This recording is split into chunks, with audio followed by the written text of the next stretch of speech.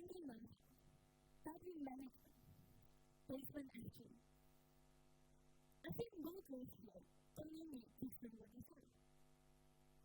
Being a student at the international school and being more exposed to fashion trends from overseas world. Chances here you are already familiar with the trend clothes these companies sell. Crop tops, pants, loose jeans, tiny shirts. The kind of outfits people are wearing often turn out to want their time. But what interests me the most is not just about the clothes themselves, it's how we all seem to know about them. Think of it as a reunion. When did you first hear about this brand? Was it from like social media, from a friend, or from walking past the store?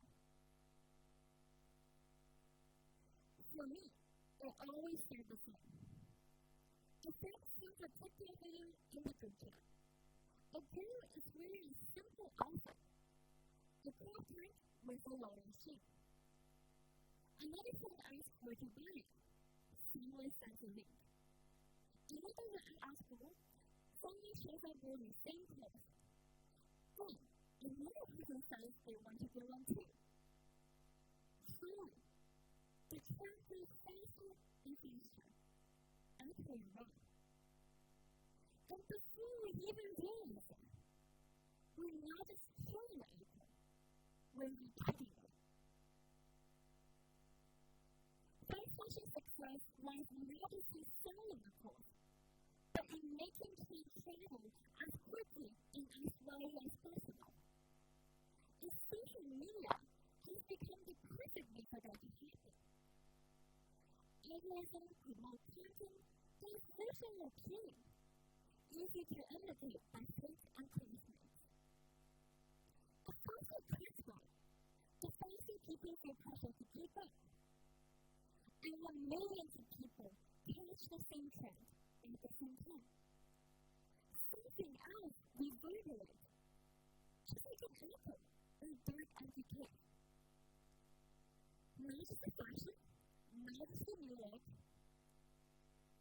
but a 21st century, highly documented echo called overconsumption.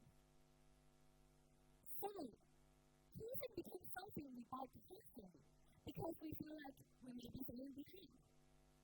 And like any other influence, overconsumption leaves signs of a crowded room.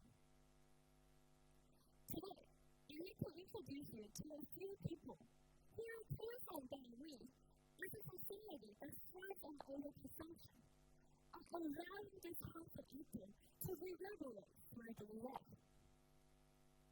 First, I want you to meet Robert and Daniel. Robert is 14 years old, and his brother Daniel is 12. They live in Uzbekistan, a country that produces an enormous amount of clothing each year for the global fashion supply chain. But Robert and Daniel don't experience the shame as shoppers like you and me. Each year, during the clothing harvesting season, schools in parts of Uzbekistan close for 7 months. Students are sent to the field where they spend long day picking cotton under the hot sun.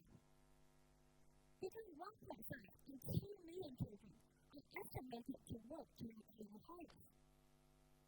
While many of us are deciding what outfit to wear, Robert and Daniel are collecting the raw material that will eventually become those outfits. After the cotton leaves the field, it travels to factories. Everyone needs Sam. Sam is 12 years old, but unlike my 12-year-old, Sam already has a full-time job. He works inside a textile factory in Pakistan, where his job is spinning cotton fibers into yarn. While other children are learning science or complaining about their math homework, Sam spends his day standing beside large industrial machines. But the majority of the fast fashion garment still isn't finished, because after the fiber is produced, someone still has to turn it into clothing. Which brings us to Tina. Tina is 14 years old and lives in Bangladesh. She works inside a garment factory, selling shirts, dresses, and jackets, and will soon be shipped across the world. Many of the clothes she makes will only be worn a handful of times before being replaced by the next trend. However, overconsumption doesn't just affect the people making the clothes, it also affects the people buying it. Which brings us to Sarah.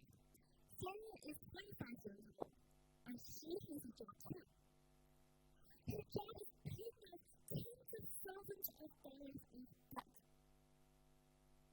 Construction companies have made it easier than ever before to something called buy now, pay later.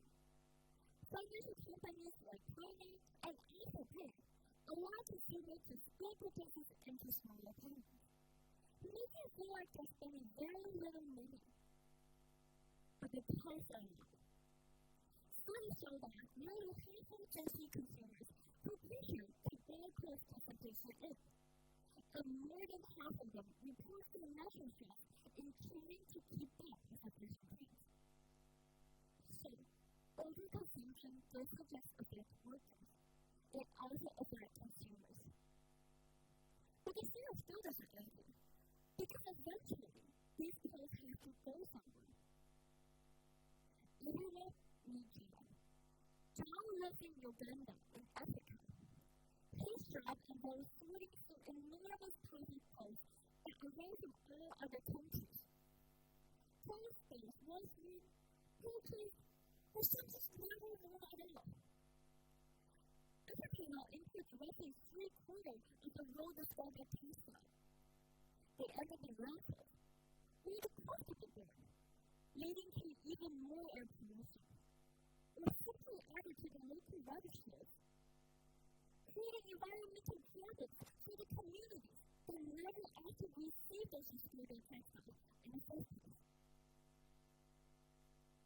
Now, though we understand some of the negative impacts of overconsumption, it's really important for us to realize that this 21st century Apple is not unstoppable. Firstly, government policies can be implemented to create positive impacts. For example, in 2016, France passed a rules profile banning supermarkets from throwing away out of food. After the policy was implemented, 69% of supermarkets signed donation agreements with charities, dramatically increasing the amount of food redistributed instead of wasted.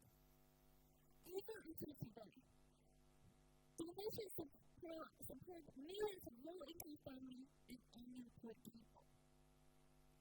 Government policies are only one aspect, but secondly, positive change can start from us as individuals.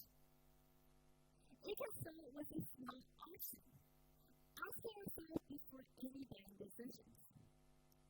Can I actually do this? What can I do with what I already have? The next time you see something trendy appears on your feed, pause before clicking add to cart.